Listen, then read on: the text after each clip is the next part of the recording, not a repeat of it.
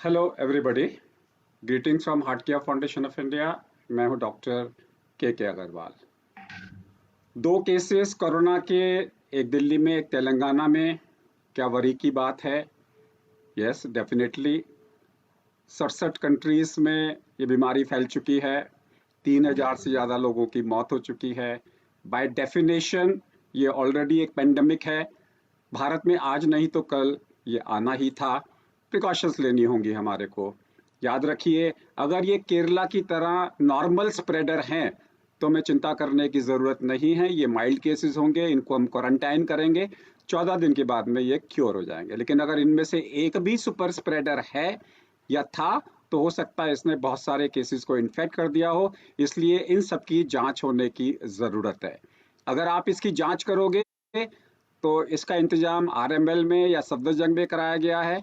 मेरे ख्याल से एक ऐसी जगह पे होना चाहिए जहाँ पे आसपास भीड़ ना हो और लोग ना हो। ऐसी जगह में आप इसकी ओपीडी को खोल सकते हैं। लेकिन भारत सरकार ने अगर ये 2 अस्पताल बनाए हैं तो चेकिंग होनी चाहिए इन सारे कॉन्टैक्ट्स की, ताकि ये केरला की तरह नॉर्मल स्प्रेडर होके आगे किसी को इन्फेक्शन ना दे सके। लेकिन हाँ, अगर ये सुपर स्प्रेडर है तो हमें ध्यान रखना होगा, क्योंकि अगर ये कम्युनिटी में बीमारी फैल गई तो हमारे को सिर्फ एक ही चीज का ध्यान रखना है, no fever, no corona, no breathlessness, nothing to worry. और अगर आपको ब्रेथलेसनेस है तभी आपको एडमिशन होने की जरूरत है। जो आदमी खांस रहा है और उसको बुखार है तो उसमें कोरोना हो सकता है, फ्लू भी हो सकता है। वो अपना फ्लू का टेस्ट कराए और अगर फ्लू नेगेटिव है तो वो सोचे कि मेरे को कोरोना तो नहीं है।